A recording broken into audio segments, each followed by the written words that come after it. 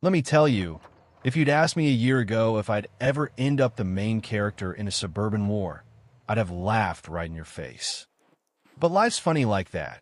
One day you're dreaming about peace and wide open spaces, and the next you're knee-deep in a legal brawl with the most stubborn HOA president in 3 counties, all over a patch of grass and an old fence your granddad built with his bare hands.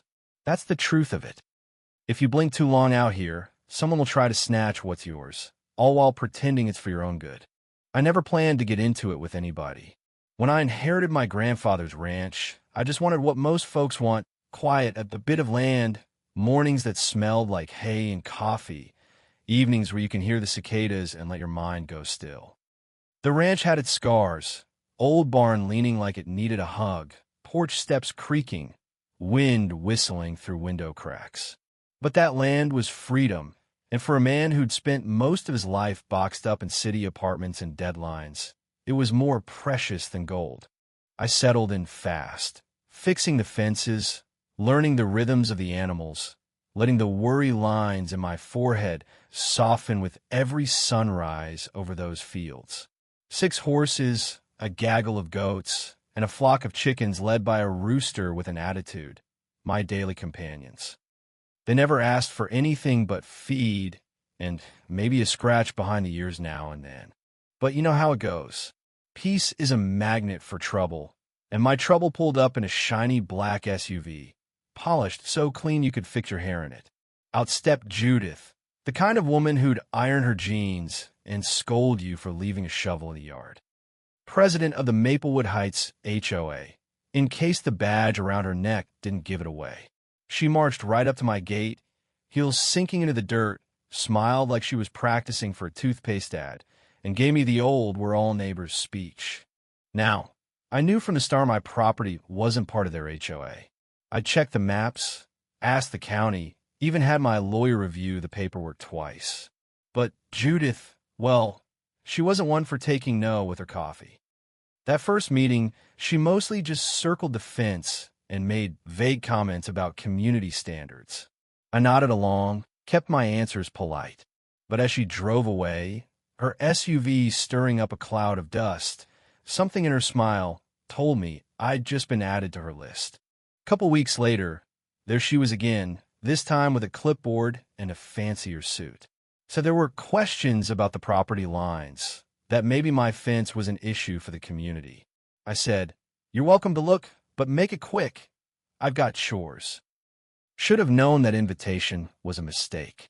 She prowled the property, snapping photos, talking in her phone, pausing at the barn, the compost pile, the horses. Her white suit stood out like a sore thumb against the mud and hay. Then, right as I'm pouring her coffee inside, I look out the window and no sign of Judith. Turns out, she'd managed to step straight into my compost pit. There she was, waist deep in the muck, shrieking for help. Her phone and clipboard splattered, hair wild, pride shattered. I nearly choked, trying not to laugh. Still, I hauled her out with a length of rebar, tried to keep a straight face. She stormed off without a word, brown stains trailing behind her on the gravel. You'd think that'd be the end of it, right? A little humiliation, lesson learned. But no. Next thing I know, a certified letter arrives. Judith's suing me. Says her tumble caused emotional distress, physical harm, and irreparable damage to her reputation. Claimed my ranch was a death trap. I was fuming, but I kept my cool. I called Clara, my lawyer, a woman who could talk down a charging bull with just a look. Clara's first question, "Got any footage?" I grinned. The whole incident was caught on the ranch security cameras. We watched it together, rewinding Judith's fall more times than I'll admit. Clara said, "This is gold. Bring it to court." So we did. When the judge saw Judith tiptoeing through my compost and me running to pull her out, you could feel the mood shift in that room. Her story crumbled faster than a stale biscuit. Claim dismissed, case closed. And just like that, Judith was the compost queen all over town. But she wasn't finished. The next week, 2 contractors show up, saying they're there to tear down my fence because the HOA says it's encroaching on their land. I laughed right in their faces, told them, step one boot over this line, and you'll be talking to the sheriff, or me, and my shotgun, whichever comes first. They backed off, but I knew it was time to play offense. Clara brought in a surveyor, Frank, old-timer, sharp as a tack. He spent the day mapping every inch of the property. Turns out, not only was my fence fine, but half the HOA's parking lot and their shiny new storage shed were smack dab on my land. Poetic justice, if you ask me. We filed a complaint, and suddenly Judith's smug little crew was on the defensive. What followed was pure drama. The HOA tried to send workers to move the shed, but the county issued an injunction. The board scrambled. Judith grew more desperate. There were emergency meetings, angry emails, even more certified letters. Meanwhile, I let Clara do the talking and Frank's survey do the heavy lifting. The real twist? I wasn't the only one. News of Judith's bullying spread through the community like wildfire. Folks started showing up at my gate. Some angry, some apologetic, all fed up. Turns out, she'd been threatening half the neighborhood for violations, collecting fines, and running the HOA like her own little kingdom. When a few other homeowners brought their stories, in proof, Clara gathered everything and filed a class action suit. The final showdown came in a packed courtroom. Judith, pale and shaking, but still trying to look important, sat across from me.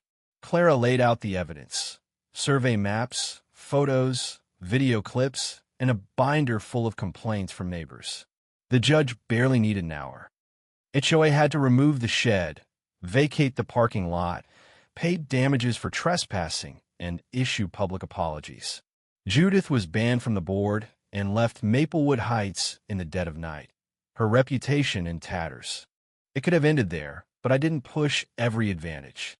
I let them keep using the parking lot a while longer, as long as they played by my rules and respected my boundaries. Some might say I was too lenient, but truth is, I wanted peace more than payback. The new board president, Tom, good guy, humble, came to see me himself. Thanked me for standing up, for pushing them to be better neighbors, not just rule makers. Funny how things change. These days, my porch is a lot quieter.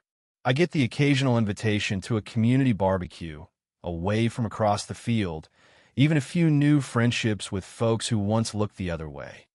My animals are content, my land's my own, and the only battles now are the kind you have fixing a stubborn tractor or chasing off a coyote.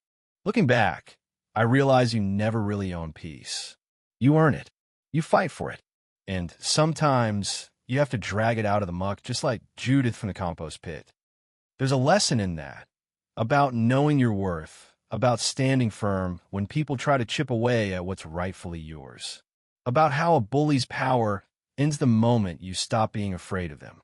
Now, I'd be lying if I said I don't sometimes wonder what would have happened if I just rolled over, given in, let the HOA run roughshod. But then I wouldn't be here, sipping coffee on my porch, watching my horses graze as the sun dips low, knowing I fought for my place and found something like justice. What do you think? Where's the line between standing your ground and stirring up trouble? Ever had a neighbor or a power in charge push you too far? Drop your thoughts below. Tell me if you've ever had a fight for what's yours, or if you think I should have handled it differently. Let's hear your stories. Because out here, sometimes the only way to build a real community is to call out the bullies and show them you're not going anywhere.